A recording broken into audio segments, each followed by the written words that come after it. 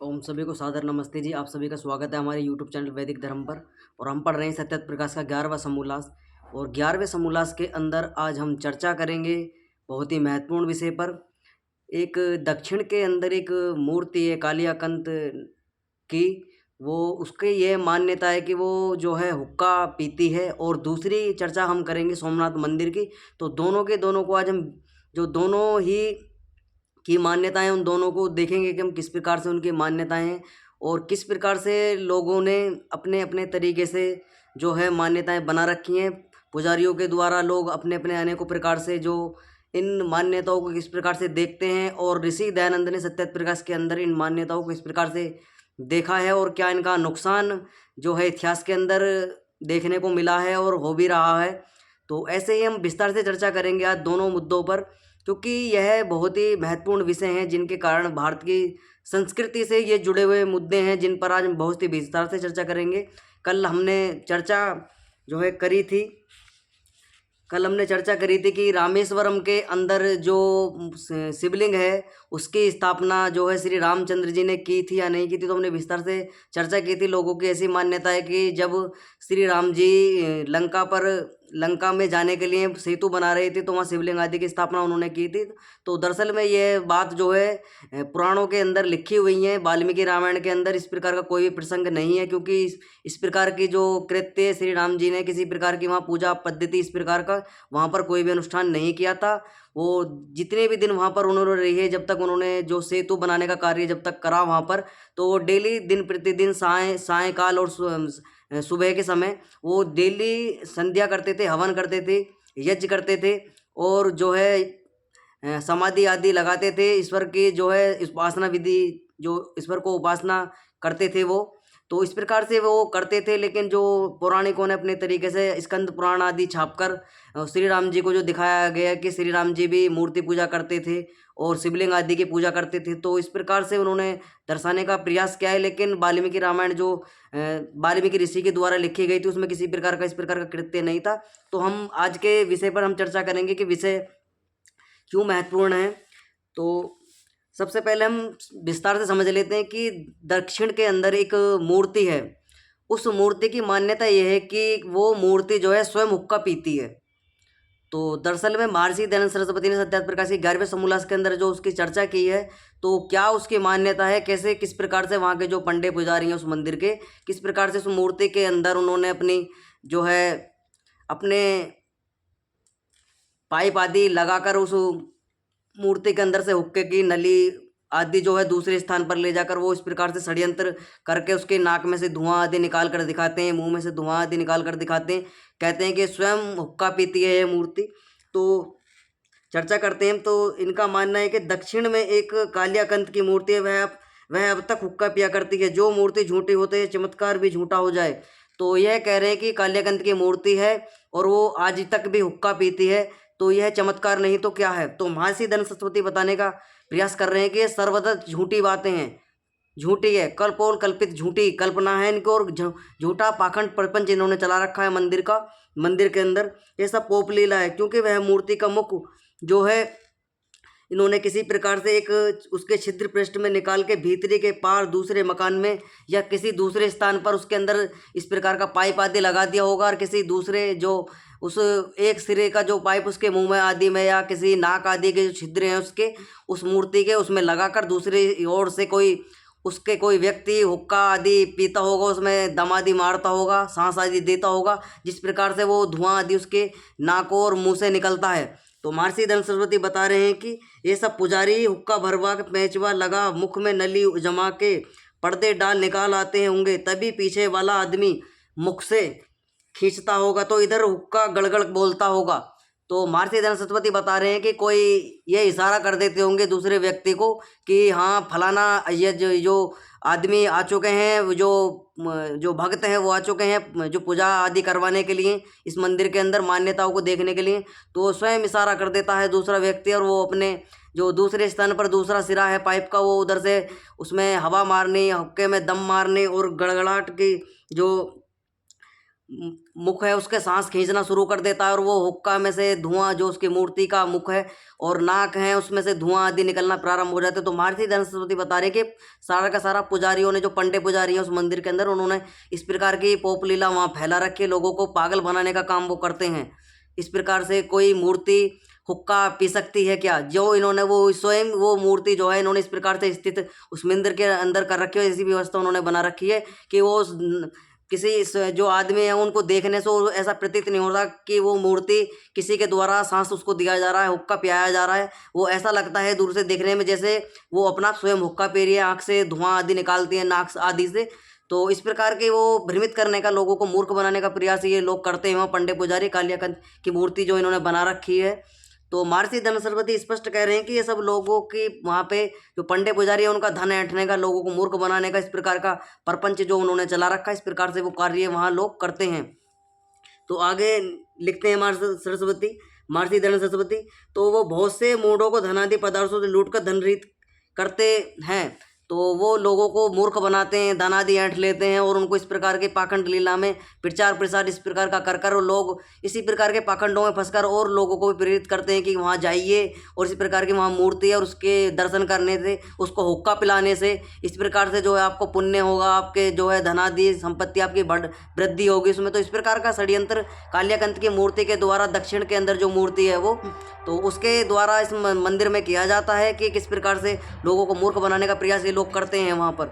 तो महर्षि दयानंद सरस्वती इस बात का स्पष्ट खंडन करते हैं कि ये सब सारी की सारी पोप लीला इन पाखंडियों की पौराणिक जो वहाँ पे मंदिर के पंडे पुजारी उन्होंने बना रखी है अपनी आजीविका आदि चलाने की। इस प्रकार का कोई भी मूर्ति जो है वो धुआं आदि नहीं निकालती और ना किसी प्रकार का हुक्का आदि पीती है। ये सब इन्होंने उस मूर्ति के अंदर इस प्रकार का कार्य कर रखा है। ये सब हुक्का आदि, सांस उसके अंदर, पाइप आदि उसके छिद्रों, नाक के छिद्रों में, मुख में आदि में, अंदर से वो मूर्ति के अंदर इस प्रकार की उन्होंने कुछ बना रखा है षड्यंत्र करके कि जिस प्रकार से दूसरा व्यक्ति उसके अंदर फूंक मारता है, हवा मारता है तो धुआं आदि निकलना प्रारंभ कर देता है। ऐसे ही सांस खींचने से मुख आदि में से धुआं निकलता है। तो वो सर्वथा झूठी बात उन्होंने फैला रखे। महर्षि दयानंद सरस्वती इस बात का खंडन कर रहे हैं। इस प्रकार का कोई भी कृत्य वहाँ नहीं है। तो हम दूसरे मुद्दे पर आज हम चर्चा करेंगे कि सोमनाथ मंदिर के विषय में जो चर्चा बनी हुई है, लोगों के बीच में धारणा बनी हुई है कि सोमनाथ मंदिर के अंदर जो मूर्ति है वे आकाश में है, वो जमीन पर नहीं है। तो उसका बताने का प्रयास महर्षि दयानंद सरस्वती कर रहे हैं कि किस प्रकार से वो लीला पौराणिकों के द्वारा, पंडे पुजारियों के द्वारा उस मंदिर के अंदर दर्शाई गई है कि इस प्रकार के यंत्र जो उसके अंदर मूर्ति है उसके आसपास जो उसके वो उस मूर्ति के अंदर कुछ इस प्रकार के जो लोहा होता है, उसके कुछ लोहे टाइप का उसके अंदर मटेरियल लगा हुआ है इस मूर्ति के अंदर, और चारों माई उसके मूर्ति के चुम्बकीय आकर्षण बना हुआ है, जिस कारण से इसी जो चुम्बक आकृति जो चुम्बकीय क्षेत्र उसके अंदर जो उसके आसपास मूर्ति के आसपास बना रखा है, जिसके कारण वो चुम्बक के आकर्षण के कारण वो मूर्ति स्वयं आकाश में यानी हवा में लटकी हुई है, जिस कारण वो लोगों को ऐसा प्रतीत होता है कि स्वयं जो सोमनाथ की मूर्ति है, सोमनाथ भगवान की, वो मूर्ति स्वयं शक्ति से सोमनाथ भगवान ने अपने आकाश में उसको उठा रखा है और वो जमीन पर नहीं आती। इस प्रकार की मान्यता वहाँ पर बनी हुई है। तो महर्षि दयानंद सरस्वती बताने का प्रयास करते हैं कि किस प्रकार से लोगों ने जो है वो मूर्खता पूर्ण लोगों को बनाने का प्रयास किया और किस प्रकार से सोमनाथ मंदिर को मोहम्मद गजनवी के द्वारा लूटा गया 17 बार, और किस प्रकार से इन पंडे पुजारियों के द्वारा सोमनाथ मंदिर की हानि हुई, मंदिर लूटा, लोग मारे गए, और किस प्रकार से सारी की सारी व्यवस्थाएं वहाँ छिन्न भिन्न हुई, और किस प्रकार से इन पाखंडियों के द्वारा जो है लोगों को मरने के लिए ढकेल दिया गया। उन लुटेरों जो डकैत थे, जो अरब कंट्री से आए थे, उनके हवाले कर दिया गया। किस प्रकार से स्त्रियों को वहाँ पर जो है मार दिया गया, लूट लिया गया, बलात्कार आदि करे गए, सबको मार दिया गया, पंडे पुजारी भी सब मारे गए। तो महर्षि दयानंद सरस्वती बताने का प्रयास कर रहे हैं सत्यार्थ प्रकाश के 11वें समोल्लास के अंदर। आपसे अनुरोध है, जितने भी लोग वीडियो को देख रहे हैं, वीडियो को शेयर कर दीजिए, चैनल को सब्सक्राइब कर लीजिए। किसी प्रकार का प्रश्न है तो कमेंट बॉक्स में लिख दीजिए और लाइक कर दीजिए वीडियो को। तो हम शुरू करते हैं। तो इनका मानना है कि देखो, सोमनाथ जी पृथ्वी के ऊपर रहते हैं, और बड़ा चमत्कार था कि यह बात भी मिथ्या बात है। तो यह कह रहे हैं कि आप जो ये कहते हो कि ये सब झूठी हैं, जो महर्षि दयानंद सरस्वती जी आप खंडन करते हो कि किसी प्रकार की जो की मूर्ति है वो उसको आप झूठा नहीं बता सकते। वो स्वयं आकाश में जो है इस प्रकार से स्थित है कि वो सोमनाथ जो बाबा सोमनाथ हैं उनके कृपा से वो मूर्ति आकाश में विद्यमान है और वो पृथ्वी पर नहीं आती। तो महर्षि दयानंद सरस्वती बताने का प्रयास कर रहे हैं कि यह बात सर्वतः मिथ्या है। सुनो, ऊपर नीचे चुंबक पाषाण लगा रखे थे। तो महर्षि दयानंद सरस्वती बता रहे हैं कि सुनो, ऊपर नीचे चुंबक के चारों जो उसका क्षेत्र है मूर्ति का, उसके आसपास ऊपर नीचे चुंबक के इस प्रकार से चुंबकीय पाषाण लगा रखे हैं उन्होंने। चुंबकीय जो इस प्रकार के चुंबकीय यंत्र होते हैं वो लगा रखे हैं उस मूर्ति के आसपास, जिस कारण वो मूर्ति आकाश में ही स्थित दिखाई देती है, कि जिसके आकर्षण के कारण इधर उधर उसका खिंचाव नहीं होता, वो एक जगह स्थिर है वो मूर्ति। तो महर्षि दयानंद सरस्वती बता रहे हैं कि उसके आकर्षण से वह मूर्ति उधर खड़ी थी। जब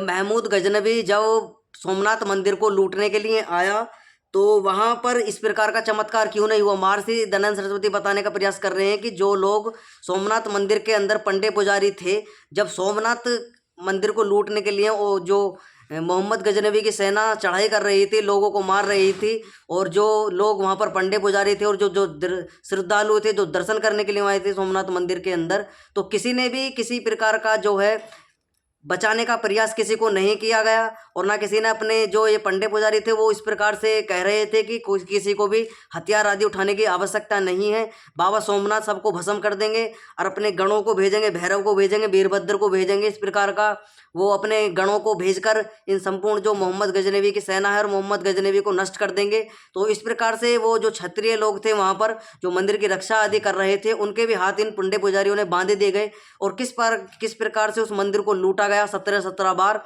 और किस प्रकार से ऊँटों गधों खच्चरों पर लूटकर सोना चांदी हीरे जवाहरात उस मंदिर से अरबों करोड़ों रुपए का धन लूट कर ले जाया गया अरब कंट्री में। और किस प्रकार से इन पंडों ने जो है लोगों को मरवाने के लिए और महाकाल के जो सोमनाथ बाबा के उसके शक्ति पर छोड़ दिया कि बाबा सोमनाथ ही सब कुछ करेंगे, आपको किसी प्रकार का हथियार उठाने की आवश्यकता नहीं है।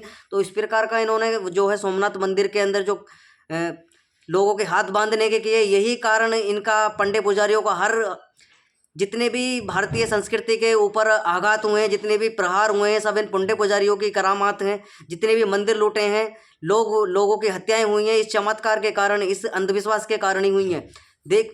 आपको मैंने पिछली कक्षा में बताया था कि कैसे काशी विश्वनाथ मंदिर के अंदर भी यही हाल इन पंडे पुजारियों के द्वारा हुआ था। इन्होंने इस प्रकार भी वहाँ पर लीला की थी कि किसी को भी अपने हथियार उठाने की आवश्यकता नहीं है, किसी को भी अपनी रक्षा करने की कोई आवश्यकता नहीं है, और उसके किसी प्रकार का प्रतिकार करने की कोई आवश्यकता नहीं है। बाबा विश्वनाथ सबको बचाएंगे, अपनी भी रक्षा करेंगे, आपकी भी रक्षा करेंगे।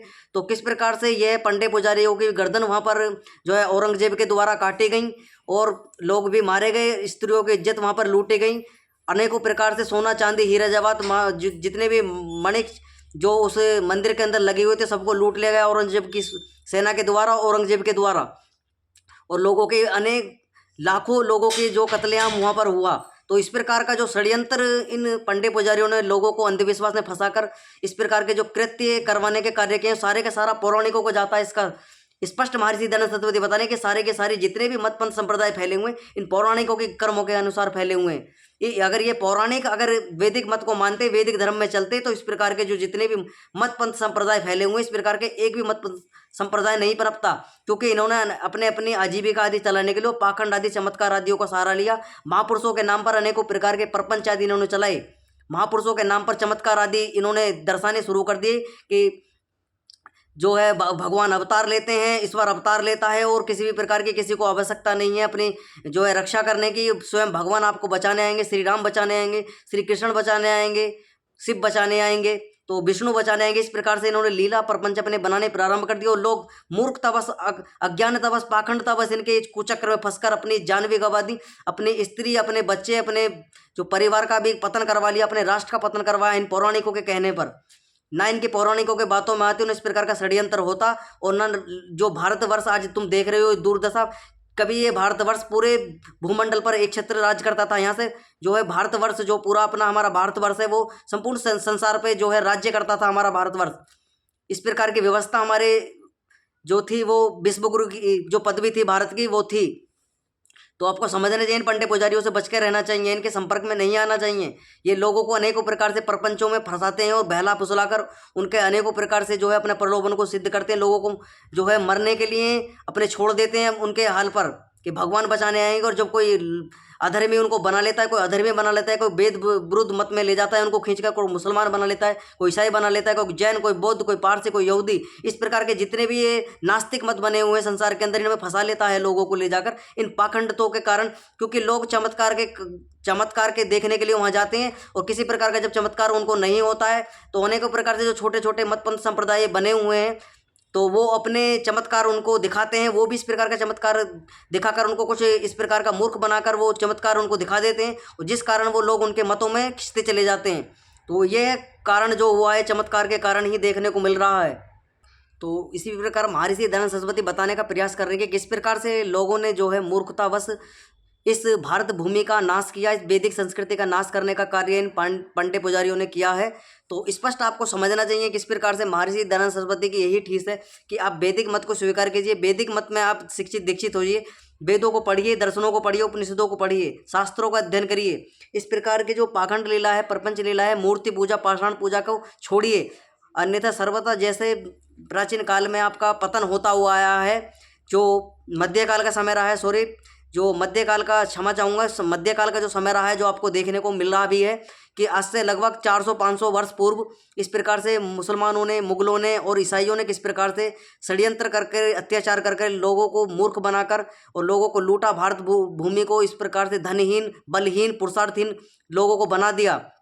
सारा धनाढ़ यहाँ से जितने भी जो रतन से सोना चांदी आदि जितना भी यहाँ का वैभव था वो सबको लूट कर अरब कंट्री और जितना भी तुम्हारा जो पश्चिमी देश है उनमें ले जाकर सबको विकसित, अपनी संस्कृति को, अपने देश को वहाँ कर जो है विकसित उन्होंने कर लिया। सारा का सारा धन यहीं से गया हुआ है क्योंकि ये जब भारत भूमि है सारी की सारी स्वर्ण आदि धातुओं को देने वाली है। ऐसी एक भी धातु या एक भी रत्न ऐसा नहीं है जो उस भारत भूमि के अंदर उत्पन्न नहीं होता है। हर प्रकार की फसल, हर प्रकार के फल फूल, कंदमूल आदि, अनाज आदि सारे के सारे जो है इस भारत भूमि के अंदर पैदा होते हैं। अच्छे अच्छे वीर महापुरुष इसके अंदर जन्म लेते हैं। तो क्योंकि ये भारत भूमि जो है पवित्र भूमि, स्वर्ग भूमि इसको कहा गया है, तो लोगों ने किसी प्रकार से षड्यंत्र करके इन पंडे पुजारियों के चक्कर में फंसकर अपने जीवन को व्यर्थ गवा दिया है। तो महर्षि दयानंद सरस्वती बताने का प्रयास कर रहे हैं जब लाखों लोग मंदिर के, सोमनाथ मंदिर के अंदर थे तो मामूली सी तुच्छ सेना को लेकर मोहम्मद गजनबी ने किस प्रकार से सोमनाथ मंदिर के अंदर घुसकर सोमनाथ के मंदिर को भी, सोमनाथ के अंदर जितनी भी मूर्तियां आदि रखी हुई थी उनको भी तोड़ा, गर्दनें काटे गई पुजारियों के, पंडे पुजारियों के, जो वहाँ क्षत्रिय आदि लोग वहाँ रक्षा कर रहे थे उनकी भी हत्या हो गई क्योंकि उन्होंने उनके हाथ बांधने का कार्य इन पंडे पुजारियों ने किया। उन्होंने शस्त्र ठाने का प्रयास नहीं किया। इन पंडे पुजारियों के चमत्कारों के कारण उन्होंने स्पष्ट हथियार डाल दिए और स्पष्ट कह दिया कि इन पंडे पुजारियों के कहने में कि बाबा सोमनाथ आएंगे बचाने के लिए। और जब गर्दनों पर तलवार चली तो किसी ने भी एक लफ्ज़ अपने मुंह से नहीं निकाला, अपनी गर्दनें उन्होंने कटवा ली।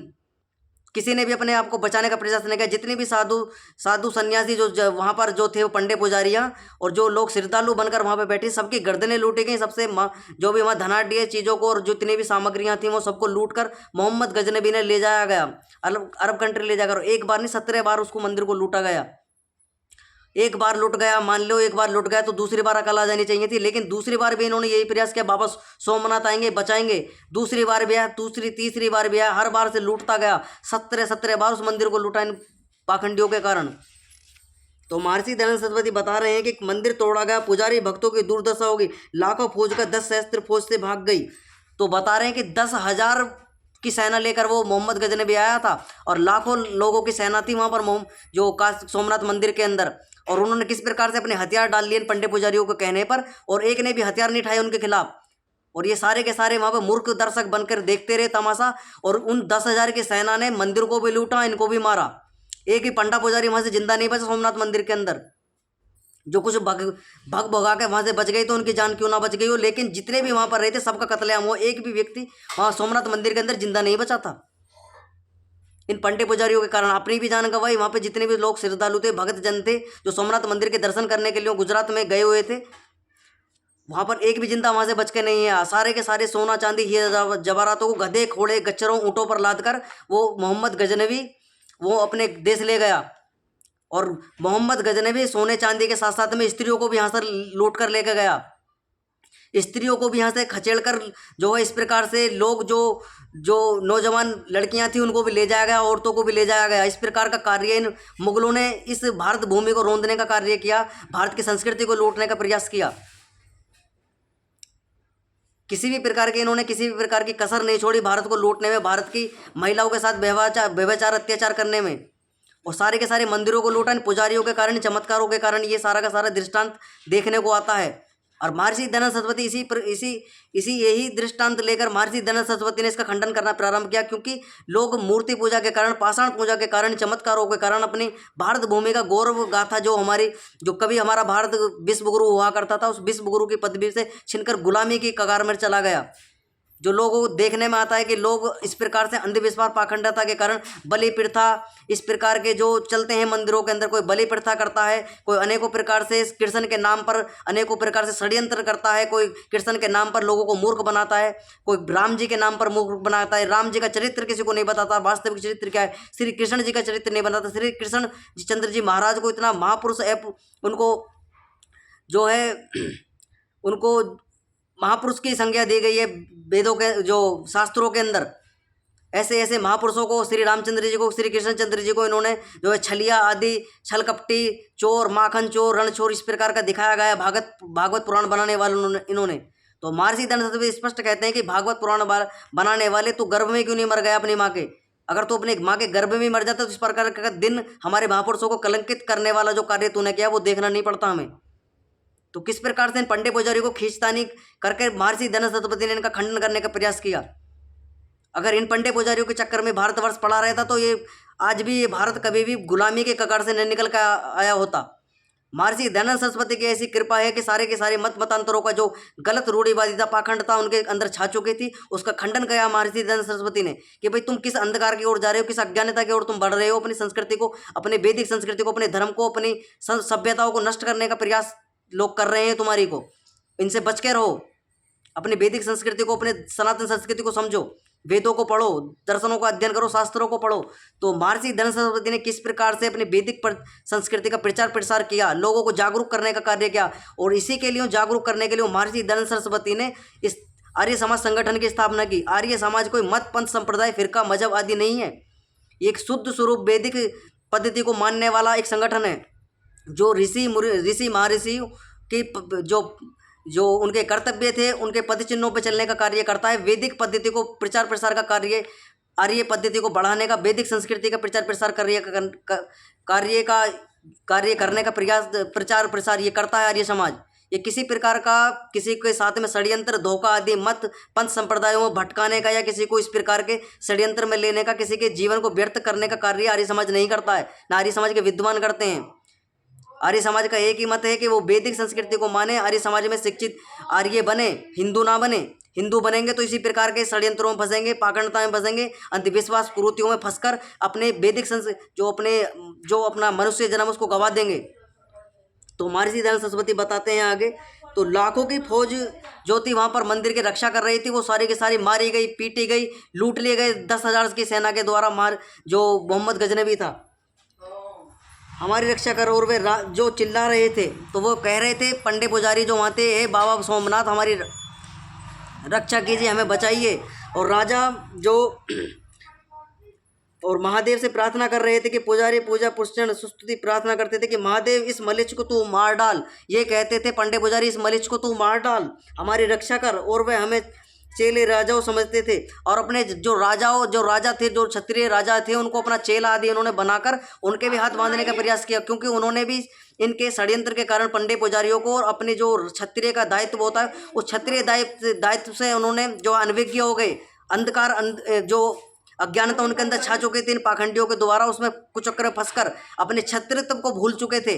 और अब आप भी मरे, पंडे पुजारी भी मरे, जो क्षत्रिय जिन्होंने क्षत्रिय का वहाँ मंदिर के सोमनाथ की रक्षा करने के लिए खड़े हुए थे, पंडे पुजारियों के कहने पर अपनी भी गर्दनें कटवाई। पंडे पुजारी तो मरे ही मरे, लोग भी मरे गए वहाँ पर।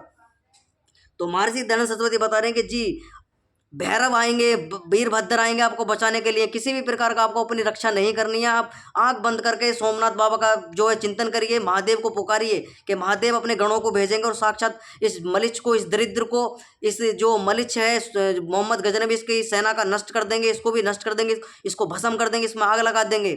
इस प्रकार का मंत्र वो जप रहे थे मन मन में, सबसे पंडित पुजारी बुलवा रहे थे सबसे। इस प्रकार की जो है पूजा अर्चना कीजिए, इस प्रकार के उपासना कीजिए, ये बाबा सोमनाथ को पुकारिए, बाबा सोमनाथ हमको बचाएंगे। तो ना तो बाबा सोमनाथ बचाने को आए, ना कोई वहाँ पे पाषाण के अंदर जो सोमनाथ की मूर्ति थी वो बचाने को आई। मूर्ति भी तोड़ी गई, सब कुछ वहाँ पर जो है पूरा खंडित कर देगा, पूरे मंदिर को तोड़ दिया गया। सारी संस्कृति जो मंदिर के अंदर कलाकृति थी सबको नष्ट भ्रष्ट कर दिया गया।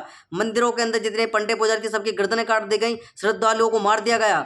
सब प्रकार से सोने चांदी हीरे जवाहरात ऊँटों पे, गधों पे, खच्चरों पे, हाथियों पर लाद कर सारा का सारा अरबों करोड़ों रुपए का जो वहाँ पर जो धन था उसको ले जाया गया। सारे हीरे जवाहरात सोना चांदी सब ले गया वो लूट कर। 17 बार लूटा वो मंदिर, एक बार नहीं, एक बार लूटता, 2 बार लूटता, तीसरी बार इनको सबक आ जाना चाहिए था, हथियार ठा लेने चाहिए थे।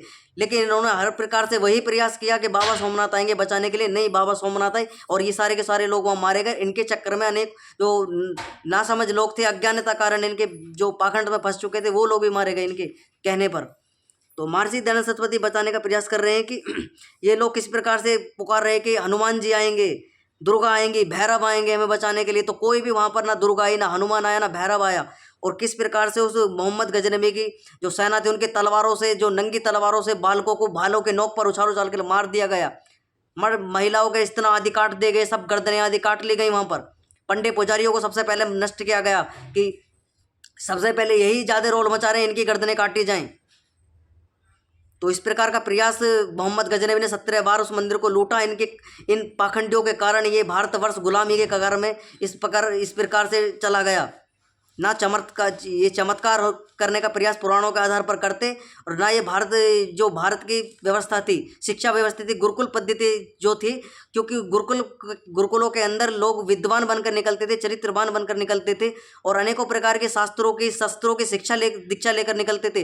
तब जाकर ये भारत विश्वगुरु था। कभी लोग विदेशों से यहाँ पर शिक्षा दीक्षा लेने के लिए भारत के अंदर आते थे, लेकिन आज क्या है, उल्टी दशा है। लोग भारत के जो लोग हैं वो विदेशों में शिक्षा दीक्षा लेने के लिए जाते हैं, और अपने भारत के अंदर जो शिक्षा व्यवस्था इस प्रकार के बने हुए वो इस प्रकार से इसको जो है वो मध्यम वर्ग की शिक्षा बताते हैं, और उसको जो विदेशों में शिक्षा उसे उच्च वर्ग की शिक्षा बताते हैं कि विदेशों में कितनी उच्च शिक्षा है, अच्छी तकनीक है विदेशों के अंदर।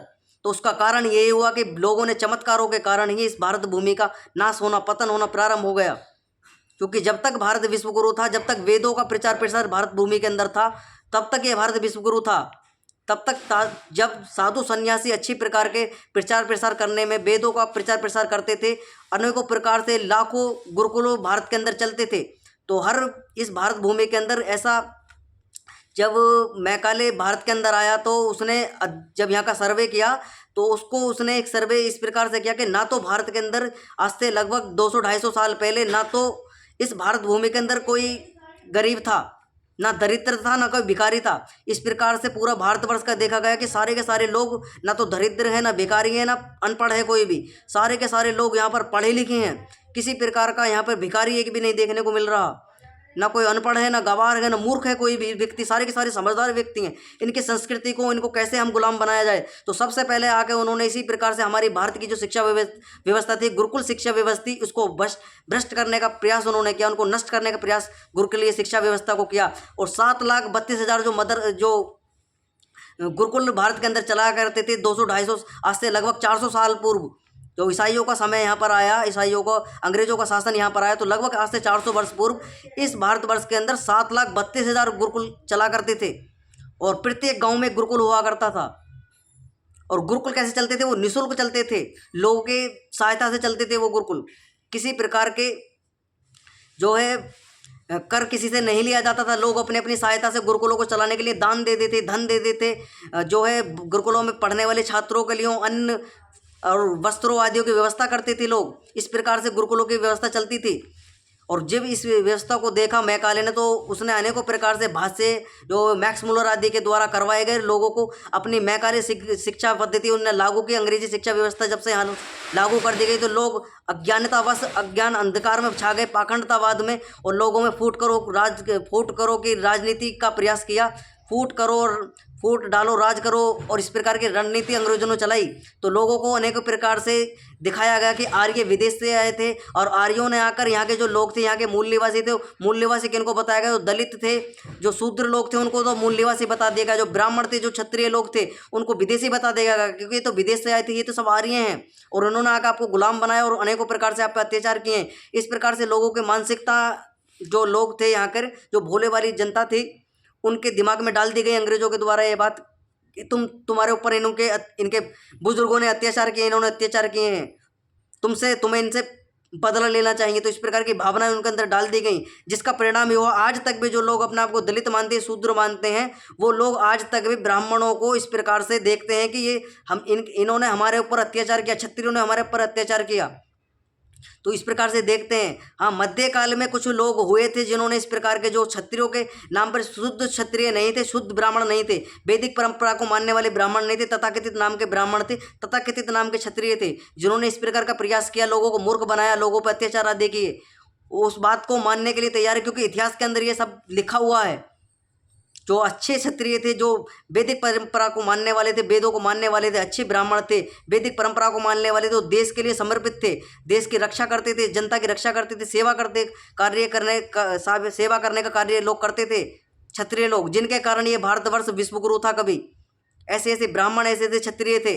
लेकिन जो तथाकथित नाम के ब्राह्मण बन चुके थे, पौराणिक पंडित जिनको कहा गया है, जो पुराणों के नाम पर अनेकों प्रकार से चमत्कारों के कारण जो लोगों को मूर्ख बनाने का प्रयास करते थे, ऐसे ही चमत्कारों के कारण उन्होंने अपने अपने तरीके से क्षत्रिय आदि, जो मूर्खता बस इनके भ्रम जाल में फंस जाते थे, उनको क्षत्रिय, जो ऐसे जो मूर्ख प्रवृत्ति के थे, उनको क्षत्रिय को उपाधि लोग दे देते थे कि तुम क्षत्रिय हो, क्योंकि वो इनके अधीन हो जाते थे वो लोग। और अधीन होने के कारण वो लोग अपनी बुद्धि का, अपने मस्तिष्क का विचार विचार नहीं करते थे। जो लोग वैदिक पद्धति को मानते थे, वैदिक शिक्षा आदि उनको ग्रहण कर लेते, वैदिक शिक्षा को पढ़ते थे, वो लोग इन पाखंडी, उन पौराणिकों के चक्कर से कुचक्कर से बच जाते थे, और भारत की संस्कृति का प्रचार प्रसार करने का, भारत की रक्षा करने का कार्य वो लोग करते थे, क्षत्रिय लोग।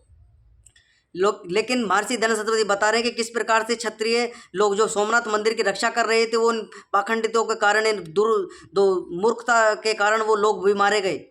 उन्होंने भी अपने हथियार उठाने का प्रयास वहाँ नहीं किया। इन पंडित पुजारियों को कहने में हनुमान जी आएंगे, दुर्गा जी बचाने आएंगे, भैरव बचाने आएंगे, वीरभद्र बचाने आएंगे, सोमनाथ बचाने आएंगे, कोई भी बचाने नहीं आया, सबकी गर्दनें काटी गई वहाँ पर। तो महर्षि धन सतपथी आगे लिखते हैं कि विश्वास में रहने, कितने ज्योतिषों पोप ने कहा कि अभी तुम्हारी चढ़ाई का मुहूर्त नहीं है। तो ये लोग कह रहे हैं कि पंडित पुजारी कह रहे हैं कि अभी तुम्हारा मुहूर्त नहीं आया है, अभी तुम इन पर हमला नहीं कर सकते, अभी जो ज्योतिषी हैं वो मुहूर्त निकालेंगे। बताओ, इनसे जब युद्ध गर्दनें कटी जा रही हैं, तो इस प्रकार के ये पाखंडी मूर्ख लोग, ये षड्यंत्रकारी, ये लोगों को मूर्ख बनाने वाले लोग, पंडित पुजारी ये कह रहे हैं कि मुहूर्त निकालेंगे। बताओ, युद्ध के लिए भी मुहूर्त का ये वहाँ प्रयास कर रहे हैं कि लोगों की तो गर्दनें काटी जा रही है, मंदिर को लूटा जा रहा है, औरतों को लूट कर ले जाया जा रहा है, उनके साथ में व्यभिचार दुराचार किया जा रहा है, और ये पंडित पुजारी वहाँ कह रहे हैं कि मंदिर के अंदर मुहूर्त निकला जाएगा। अभी बाबा विश्वनाथ के द्वारा मुहूर्त तय नहीं हुआ है, अभी हम मुहूर्त उसका तय करेंगे बाबा विश्वनाथ, तब जाकर हम इन पर चढ़ाई करेंगे। तो महर्षि धन सतपथी लिख रहे हैं कि एक ने 8वां चंद्रमा बतलाया, दूसरे ने योगिनी सामने दिखलाई, इत्यादि बहकावट में रहे। जब मलेच्छों की फौज ने आकर घेर लिया, तब दुर्दशा से भागे। तो महर्षि धन सतपथी बता रहे हैं कि कोई चंद्रमा, कोई राहु केतु बता रहा है, तो कुछ बता रहा है, कुछ बता रहा है। तो वहाँ पर इस प्रकार के कोई किस प्रकार का जो है वो शुभ काल नहीं है, कोई चंद्रमा के कारण सही काल नहीं है, कोई सूर्य के कारण सही काल नहीं। इस प्रकार की भविष्यवाणी ये लोग जो है ज्योतिष शास्त्र की कर रहे थे। ज्योतिष शास्त्र कैसा, जो फलित ज्योतिष शास्त्र, गणित ज्योतिष शास्त्र नहीं, फलित ज्योतिष शास्त्र, जिस पर अनेकों प्रकार की इन्होंने पाखंड लीला, प्रपंच लीला चलाने के कारण सोमनाथ मंदिर को लुटवा दिया, लोगों की गर्दनें कटवा दी गई, औरतों को व्यभिचार दुराचार करके उनकी हत्याएं आदि करवा दी गई। बच्चों के भालों की नोक पर जो है बच्चों को ऐसा उछालते थे और भाले में से पार हो जाता था बच्चा। इस प्रकार से छोटे छोटे मासूम बच्चों को सोमनाथ मंदिर के अंदर काट दिया गया।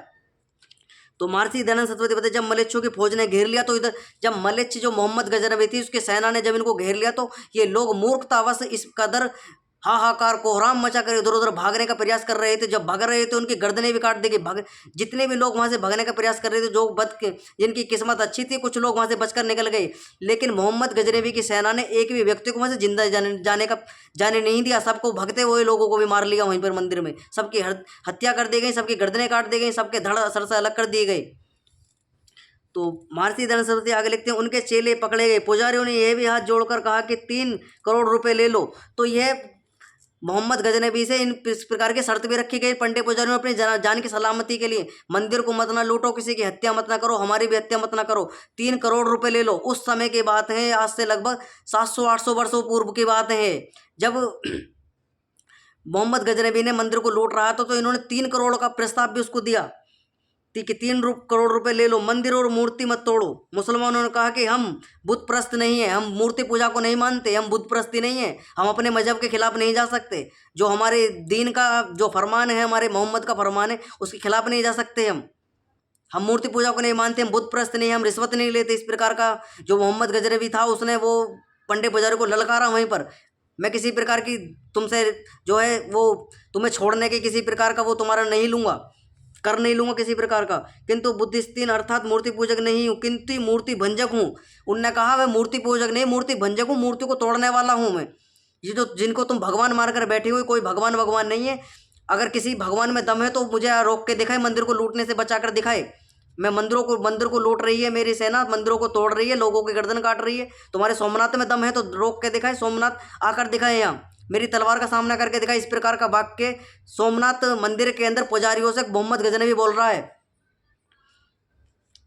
तो आगे लिखते हैं, महर्षि दयानंद सरस्वती जाके भट्ट मंदिर तोड़ दिया, और एकदम जाकर उसने इस प्रकार का उसका प्रस्ताव ठुकरा दिया पुजारियों को, और मंदिर को तोड़ना तहस नहस करना प्रारंभ कर दिया, और लोगों की गर्दनें काटनी शुरू कर दी। जब ऊपर की छत टूटी, तब चुम्बक पाषाण पृथक होने से मूर्ति गिर पड़ी। तो जब छत आदि भी तोड़ दी, पूरा मंदिर क्षतिग्रस्त कर दिया, तो वो छठ जो मूर्ति जो थी, जो चुम्बक के कारण पाषाण आदि के कारण वो चुम्बक का जो चक्कर वहाँ बना हुआ था, जो चुम्बकीय क्षेत्र बना हुआ था मूर्ति के आसपास, वो जब चुम्बक वहाँ आदि टूट कर नीचे गिर गई, तो मूर्ति भी वो नीचे गिर गई। जब मूर्ति नीचे गिर गई, तो मूर्ति को भी उस पाखंड थी, उस दुराचारी, उस अधर्मी के द्वारा उस मूर्ति को भी तोड़ दिया गया। सोमनाथ की मूर्ति को भी तोड़ा गया। और जो मोहम्मद गजनवी था, उसकी सेना ने भी पूरे मंदिर को तहस नहस कर दिया।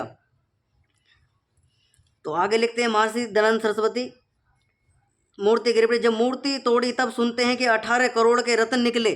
तो 18 करोड़ रुपए मायने रखते हैं यहाँ से 1800 साल पहले 18 करोड़ रुपए के रत्न उस मंदिर से निकले। जब पुजारी और पोपों पर करोड़ों कोड़े पड़े, तो रोने लगे, कहा कि कोष बतलाओ। मार मार के भट्ट बतला दिया। तो जब उन पर मार लग रही थी और पंडे पुजारियों पर कोड़े बरस रहे थे, मोहम्मद गजनवी की सेना अत्याचार कर रही थी, उनसे पूछा जा रहा था, और बताओ और कहाँ दबा हुआ है सोना चांदी, और कहाँ है। तो फट उन्होंने डर के मारे अपने गर्दनों पर जब तलवार रखी गई, तो जान बचाने के मारे उन्होंने सब उगल दिया कि यहाँ भी दब रहा है, यहाँ भी सोना दबा हुआ है, यहाँ भी हीरे धरे हुए हैं, यहाँ भी चांदी दबी हुई है। तो उन्होंने सब फट उगल दिया। जब उन्होंने सारा का सारा बता दिया, तो फट उनकी गर्दन कलम कर दी गई पुजारियों की, पंडियों की, कि अब तुम्हारा कोई काम नहीं है। अब तुम क्या सोच रहे हो, तुमने माल बता दिया तो हम तुमको बख्श देंगे। हीरा चांदी सोने चांदी जो तुमने हीरे मोती मंदिर के अंदर जितनी भी धन संपत्ति दबी हुई है, कि तुम बचाने के बाद तुम सोच रहे हो मैं तुम्हें बख्श दूंगा। तुम्हें बुद्ध प्रस्त नहीं हूँ, मैं मूर्ति भंजक हूँ, मैं तुम्हें भी मारूंगा, तुम्हारी मूर्तियों को भी तोड़ूंगा। इस प्रकार का वाक्य मोहम्मद गजनवी ने बोला उन पौराणिकों से।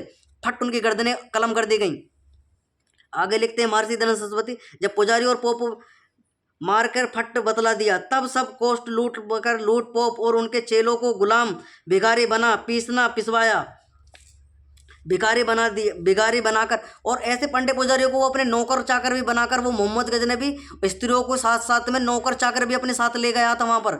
और अरब कंट्री में औरतों को भी ले गया, लड़कियों को भी ले गया था। और जो अच्छे नौजवान जो लोग थे, जो जिनके शरीर अच्छे थे, जो उसको लगा कि ये कार्य कर सकते हैं, उनको गुलाम बनाकर अपने अरब कंट्री ले गया था वो मोहम्मद गजनवी। घास खुदवाई, तो स्पष्ट लिखते हैं मलमूत्र आदि उठवाए। उन पंडित पुजारियों से स्पष्ट लिख रहे हैं महर्षि दयानंद सरस्वती, घास खुदवाई, चक्की चलवाई, पत्थर की चक्की, क्योंकि उस समय पर जो अन्न आदि पीसने के लिए पत्थर आदि के चाक होते थे, उनको मनुष्य लोग चलाते थे। जो बड़े बड़े चक्के होते थे उनमें बैल आदि उसे भी चलाया जाता है। लेकिन बैलों के द्वारा बैल आदि घोड़े खच्चरों के जगह इन मनुष्यों से, जो पंडे पुजारी मंदिर के अंदर जो लोग थे उनसे खिंचवाया गया। मलमूत्र आदि भी उठवाए गए उनसे, मलमूत्र आदि भी उनको जो है उनके अंदर उनको पियाया आदि, जो भी खिलाया आदि गया भी उनको मलमूत्र। इतनी दुर्दशा उस मंदिर के अंदर इस मोहम्मद गजनबी ने उन लोगों के साथ में की थी। पंडे पुजारियों के कारण ये सारा का सारा हुआ। जितने भी लोग वहाँ मंदिर के अंदर थे, अपनी इस जो इतिहास से नहीं सीखते वो सुन लीजिए आंख खोलकर, कान खोलकर, कि किस प्रकार से दुर्दशा इन पंडे पुजारियों के द्वारा मंदिरों के अंदर हुई है। मंदिरों के अंदर अथार संपत्ति थी, जो इन पंडे पुजारियों के चमत्कारों के कारण वो मंदिर भी लूटे, पंडे पुजारी भी मरे, लोग भी मरे, जनता भी मरी, स्त्रियों की इज्जत बेइज्जती सब वहाँ पर लूटी गई। आगे लिखते महर्षि दयानंद सरस्वती, उठवाया और चना खाने को दिए। तो इनको खाने के लिए क्या दिए गए थे? जब इस प्रकार का इनसे कार्य करवाती था वो मोहम्मद गजनबी की सेना, मोहम्मद गजनबी जब इस प्रकार के अत्याचार इन पर करता था, तो अन्न की जगह ना चने दिए जाते थे। चने भी इतने जिससे जी सकें, बस जी सकें और काम कर सकें, बस इतना चना उनको दिया जाता था। आगे लिखते हैं महर्षि दयानंद सरस्वती। तो आगे तो महर्षि लिखते हैं कि चना दिया, हाय करो पत्थर की पूजा कर सत्यानाश को प्राप्त हुए, क्यों परमेश्वर की भक्ति ना की? पूजा करते तो भी कितनी रक्षा होती। पुजारियों ने इन पाषाणों की इतनी भक्ति की, किंतु मूर्ति एक भी उनके सिर पर उड़कर नहीं लगी। तो महर्षि दयानंद सरस्वती कह रहे हैं कि इन्होंने पत्थर पूजा की, मूर्ति पूजा की, सोमनाथ की इतनी इन्होंने पूजा अर्चना वहाँ पर की। रात दिन सोमनाथ के पूजा अर्चना करते थे, भजन कीर्तन आदि करते थे। लेकिन जब गर्दनें काटी जा रही थी, ना तो बाबा सोमनाथ बचाने को है, ना हनुमान जी आए, ना वीरभद्र आए, ना शिव के गण आए कोई भी बचाने के लिए। इनके मस्तिष्क में जो जंग लग चुका था, अज्ञानता का, रूढ़िवादिता का, पाखंडता का, उसके कारण इन्होंने सारे के सारे दुर्दशा देखी। एक ऐसी दुर्दशा तक किसी जानवर के साथ भी ना हो जो जो इन मनुष्यों के साथ में सोमनाथ मंदिर के में हुई थी। इस प्रकार बताने का प्रयास महर्षि दयानंद सरस्वती कर रहे हैं, क्योंकि महर्षि दयानंद सरस्वती किसी भी प्रकार का किसी का खंडन करने का प्रयास नहीं करते। जो सत्य है उसका, सत्य का मंडन, और असत्य है उसका खंडन करने का प्रयास महर्षि दयानंद सरस्वती ने किया। लोगों को सत्य बताने का प्रयास किया है। ऐसा महापुरुष अभी तक नहीं हुआ है।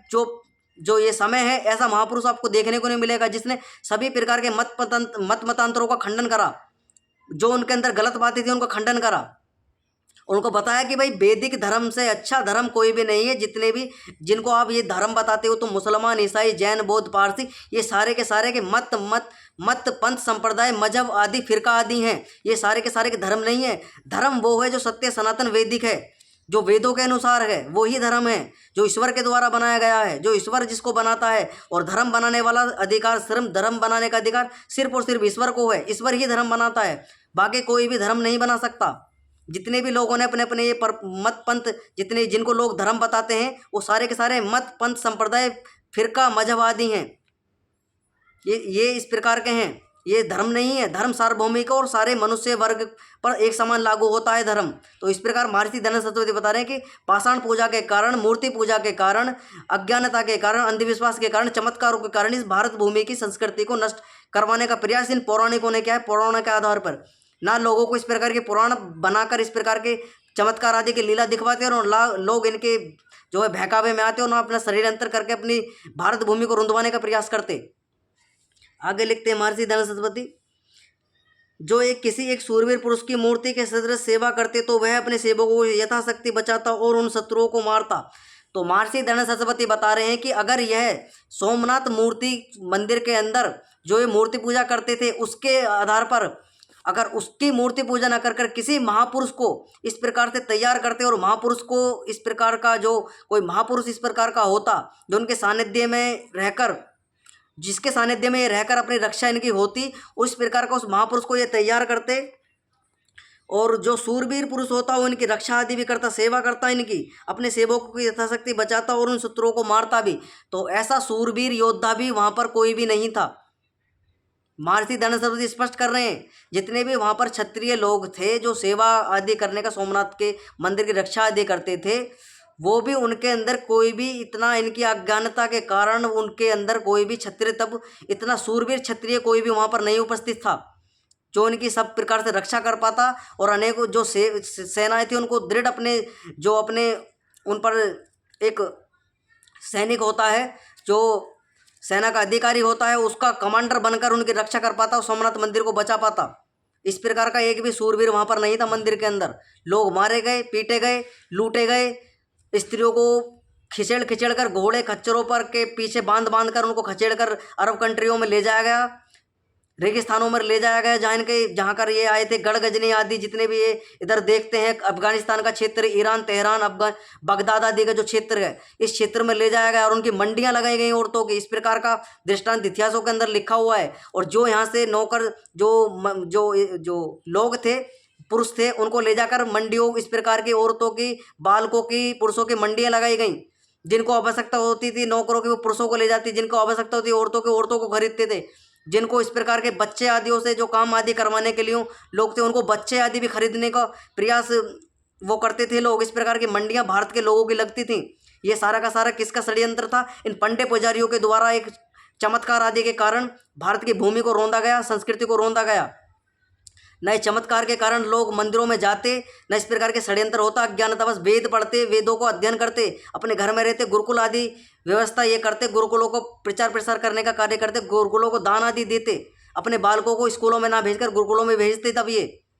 लेकिन नहीं, पंडे पुजारियों को कहने पर राम के गुण गाइए, कृष्ण के गुण गाइए, राम का चरित्र धारण मत न कीजिए, राम जी की वाल्मीकि रामायण मत न पढ़िए, श्री कृष्ण जी की महाभारत मत न पढ़िए, जिसमें महापुरुषों का सच्चा इतिहास लिखा हो उसको इन्होंने पढ़ाने का प्रयास नहीं किया। इन पंडे पुजारियों ने, जितने भी कथावाचक बैठेंगे, ये कोई भी एक भी सलाह नहीं देता कि तुम वाल्मीकि रामायण क्यों नहीं पढ़ते, तुम यज्ञ क्यों नहीं करते, तुम हवन क्यों नहीं करते, क्यों तुम महापुरुषों के का जो है चरित्र को क्यों धारण नहीं करते, एक भी नहीं बताता। बस कोई ये बताता है कि शाम चूड़ी बेचना आया, राधा के साथ राज रचाता था कृष्ण, और 1108 रानियों को नचाता था, उनके साथ व्यभिचार करता था, दुराचार करता था कृष्ण को। इस प्रकार का इन्होंने आप्त पुरुष कहा गया है श्री कृष्ण चंद्र जी महाराज को। उनको इस प्रकार का दिखाने का प्रयास किया है। और श्री रामचंद्र जी को तो इस प्रकार का दिखाया गया, उन्होंने दलितों पर अत्याचार किया, शूद्रों पर अत्याचार किया।